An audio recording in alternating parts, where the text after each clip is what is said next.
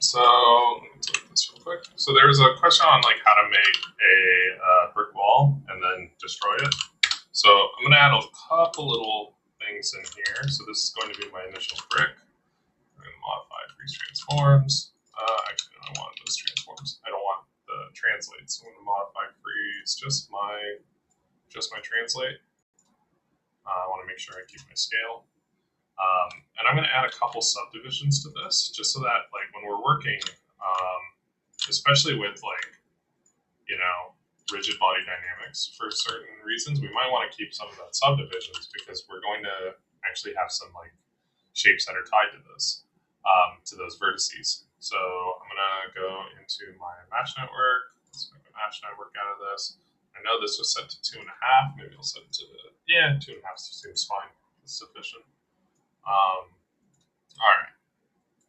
So my distribute, let's go central distribution, and I'm going to set this to, I have 10 of them. Let's go 20 of them. That's what, 42.5 or 47.5. And that looks flush to me. If I go a little further, yeah. So we are at 47.5. Okay. So this does make this a little bit more difficult to see. So maybe I'll just set this to 48 so we can kind of see those edges. And I might want a lot more actually. So I'm going to go 60, or no, I'm going to go 50. That's 150. Let's do 150.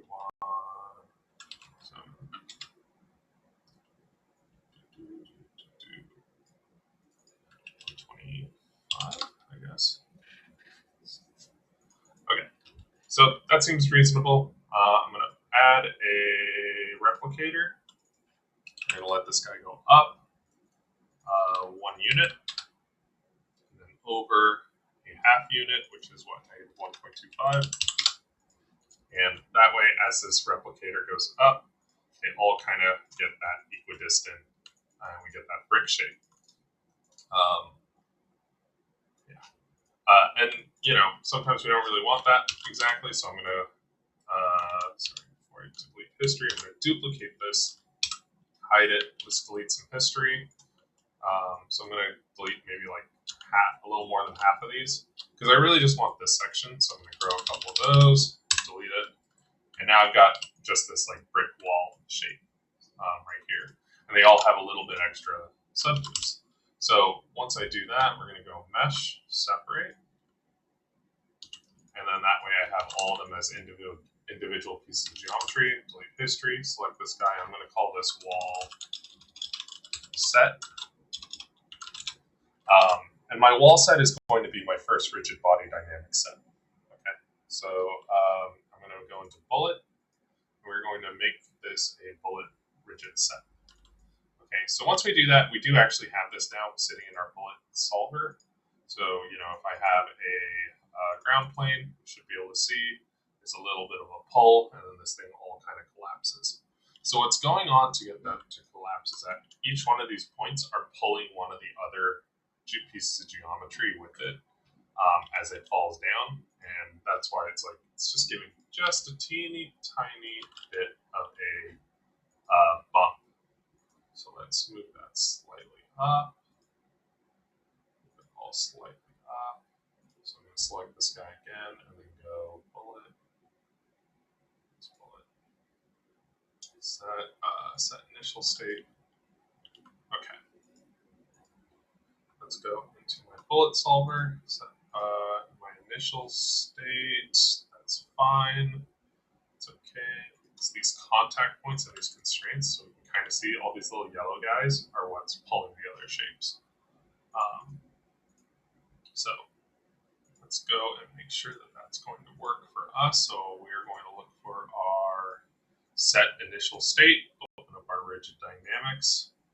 I want to make sure we glue our shapes together. Try to give it a little bit of a threshold so it doesn't fall apart. Attributes and box is fine. We can also use hull, so it's the initial geometry. Okay.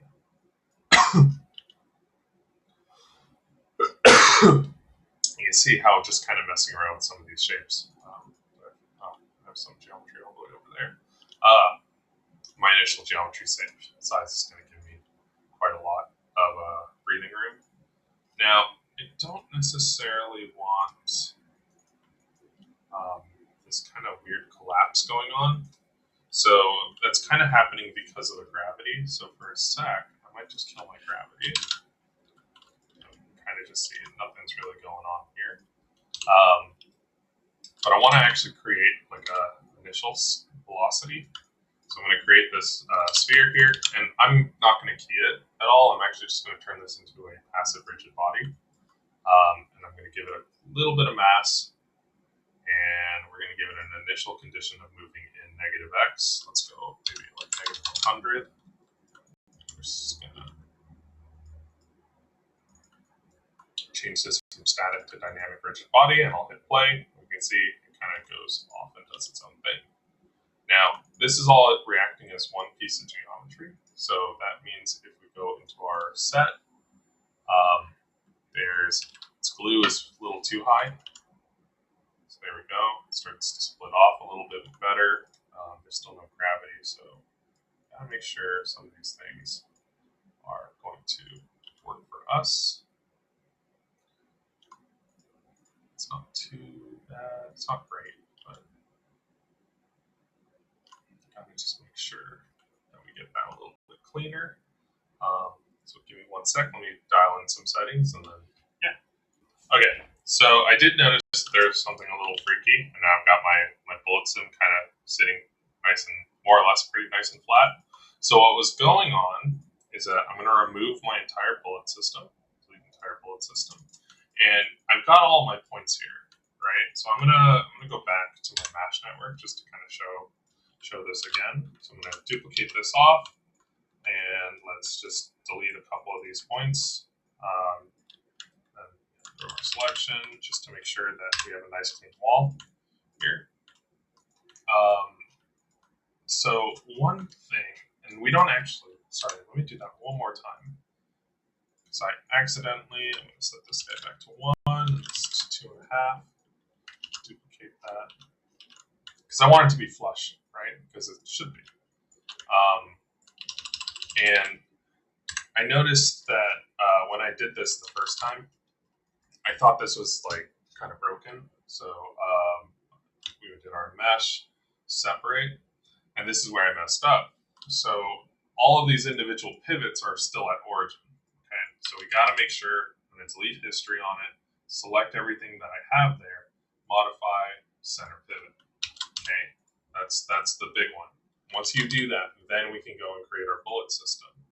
Okay, so I can make my rigid set, and we should have this where it shouldn't be kind of falling apart.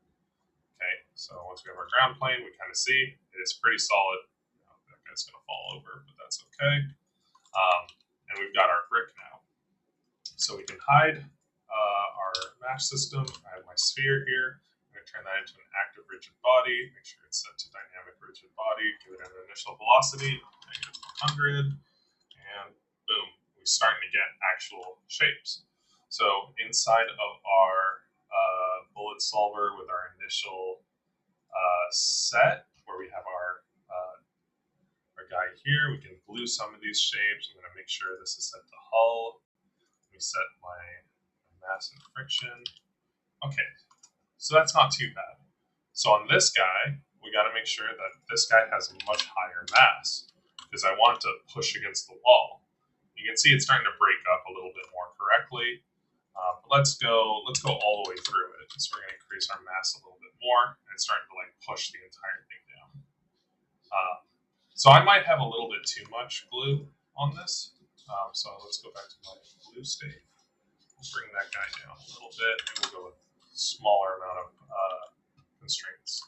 So that may have been a little too hard, but what we could do is also have this initially sleeping, so it won't do anything until the mesh collides with it. Set that back to 6. And we'll go with 5. There's just this initial like pop that's going on that I'm not a fan of. So yeah. But this makes this a lot easier because we can just kind of, mess around, kind of see what our shape is going to do. This guy's dynamic rigid, but it is set to body. I want it to be set to hull, so it's actually just taking the shape of our mesh. And you can kind of see we've got it where it's starting to work pretty nicely. Hide our shape. We just kind of see. There we go. And when we're done, we can just select this guy, go bullet, export selection to Alembic, and then we can create our Alembic hash out of it. Okay, and that is how you build a brick wall and you kind of destroy it.